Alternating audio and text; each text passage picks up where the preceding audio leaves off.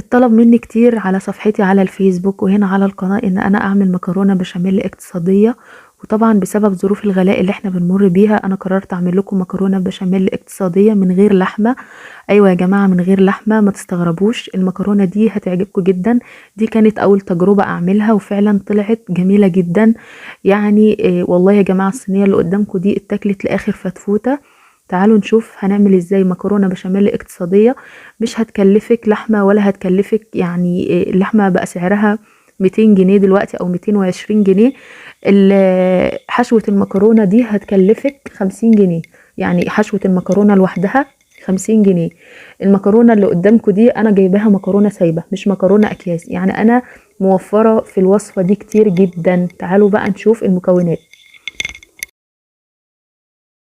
اول حاجه هبدا بيها هقطع 3 بصلات من الحجم اللي حضراتكم شايفينه ده مكعبات واحطهم على جنب. احنا عايزين في الوصفه دي يا جماعه بصل كتير شويه علشان احنا هنعمل حاجه اقتصاديه. نيجي بقى لبطل الوصفة بتاعتنا وهي القوانص. طبعا القوانص دي يا جماعة هتبقى بديل اللحمة في المكرونة بتاعتنا. انا جبت نص كيلو من القوانص كان ب50 جنيه.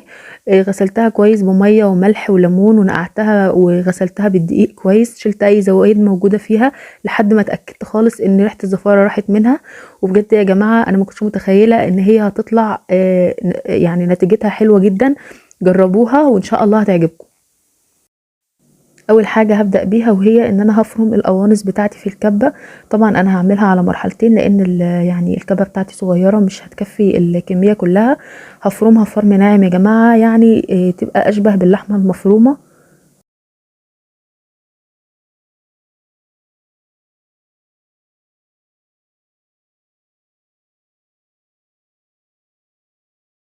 كده انا خلاص خلصت كل الكميه بتاعتي. شايفين يا جماعه شكلها شبه اللحمه المفرومه بالظبط، وكمان طعمها والله مش مختلف خالص.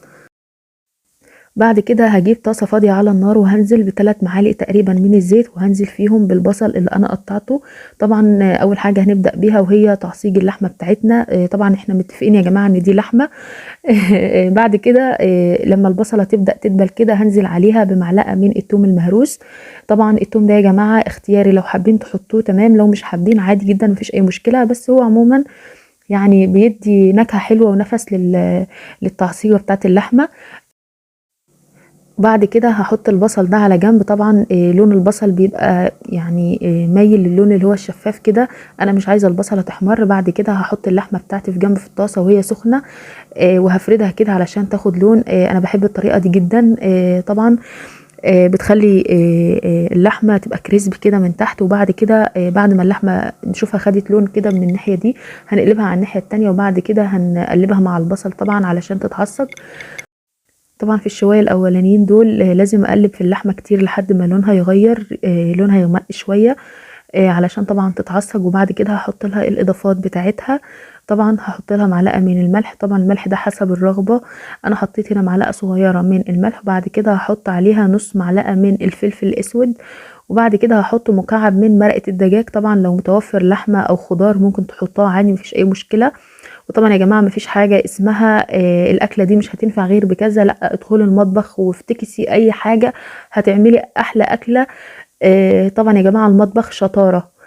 مش لازم ان احنا نقول لا ده كذا ما ينفعش الا بكذا، الاكله دي ما تنفعش الا بلحمه، لا خالص والله. اهي من اقل الاشياء عملت لك صينيه مكرونه بشاميل اقتصاديه ومش هتكلفك اي حاجه وفرحي اولادك.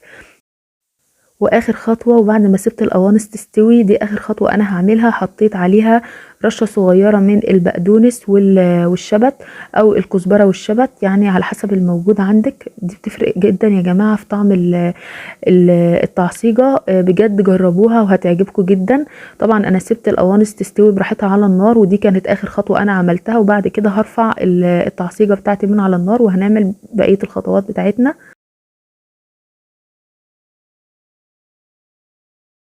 طبعا الخطوه اللي بعد كده وهي خطوه سلق المكرونه. هحط في الميه بتاعه المكرونه ملح، مش هحط زيت. وبعد ما تغلي زي ما حضراتكم شايفين هحط فيها المكرونه بتاعتي عشان تتسلق. ودي المكرونه بتاعتي اهي بعد ما اتسلقت طالعه الواحده بوحدتها. مش عايزين نسلق المكرونه يا جماعه قوي، يعني ما تبقاش مهريه قوي في السلق. وبعد كده هاخد المكرونه بتاعتي واصفيها كويس، مش هغسلها بميه. اخر حاجة هنعملها وهو البشاميل. في حلة على النار هحط زيت، طبعا احنا ممكن نحط سمنة او زبدة على حسب الموجود. بعد كده هحط 4 معالق من الدقيق. طبعا يا جماعة احنا يعني هندي للدقيق كده تحميصة على في الزيت، علشان ما يبقاش في ريحة الدقيق اللي هي ايه، بيبقى طعمها مش لطيف خالص يعني في البشاميل. فلازم ان احنا نديله التحميصه دي. في ناس بتنزل بالدقيق على طول وهو يعني من غير ما ياخد التحميصه دي على النار. بصراحه ما حبيتش الطريقه دي خالص، فالطريقه دي هتفرق جدا معاك. وطبعا لازم الدهون تبقى عاليه شويه واحنا بنقلب الدقيق علشان ما يكتلش. طبعا لازم لون الدقيق يغير معانا، يعني احنا مش هنحمره قوي، يا دوبك بس ياخد اللون الاصفر اللي حضراتكم شايفينه ده. وبعد كده هننزل عليه بالحليب.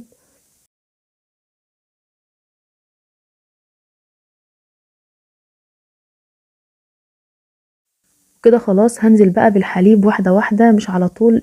طبعا احنا هنقلب، يعني لازم هنزل بايد بالحليب وبعد كده هقلب بالايد التانية. احنا في الاول هيبان معانا ان هو يعني شكله بقى مكتل، بس هو ما كتلش خالص. احنا لازم نستمر بالتقليب، يعني ما تخافيش من الخطوة اللي في الاول دي. زي ما حضراتكم شايفين البشاميل بدأ يفك معايا، طبعا لان انت لازم تكوني نازله بكميه الحليب اللي معاكي وبتقلبي بالايد التانية، بتقلبي بسرعه علشان ما تديش فرصه للبشاميل ان هو يتقل ويكتل ويعمل كلاكيع معاكي. بتنزلي بكل كميه الحليب معاكي. طبعا احنا بننزل تقريبا ب1 لتر من الحليب. طبعا بالنسبه للمبتدئين بلاش تستخدموا الحليب في الاول خالص. يعني لو عندكم شوربه او ميه بتاعه سلق المكرونه في الاول خالص هتنزلوا بالميه دي او بالشوربه علشان البشاميل ما يكتلش. طبعا في الاول خالص زي ما قلت لكم بتنزلوا بالحليب او باي ماده سايله يعني اللي انا ذكرتها، واحده واحده، وبعد كده مع الاستمرار في التقليب. بعد كده هنزل على البشاميل برشه من الفلفل الاسود، ربع معلقه من الملح، ورقتين لورا، مكعب من مرقه الدجاج، وكمان واحدة حبهان. وبعد كده هسيب البشاميل يغلي على النار ياخد غلوة، وبعد كده اطفي عنه. بعد ما البشاميل غلى قسمت الكمية على 2 واخدت ورق اللورا والحبهان اللي انا نزلته في البشاميل. وبعد كده هنزل بكل كمية المكرونة في كمية البشاميل اللي حضراتكم شايفينها دي. طبعا انا قسماه بالنص، يعني النص اللي حضراتكم شايفينه ده نزلت بكل كمية المكرونة فيه. اقلب المكرونة في البشاميل كده زي ما حضراتكم شايفين. وبعد كده هروح للقالب بتاعي، هحط كبشة من البشاميل، وبعد كده هحط نص كمية المكرونة افردها كويس في الصينية واسويها.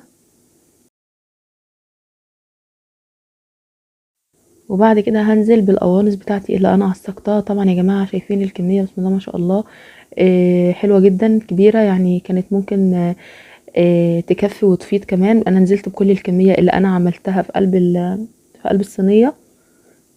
بعد كده هنزل بقى بطبقة البشاميل التانية المتبقية عندي، بس بعد طبعا ما اصلح اساوي اللحمة كده في الصينية. هنزل بباقي المكرونة المتبقية عندي هسويها كويس.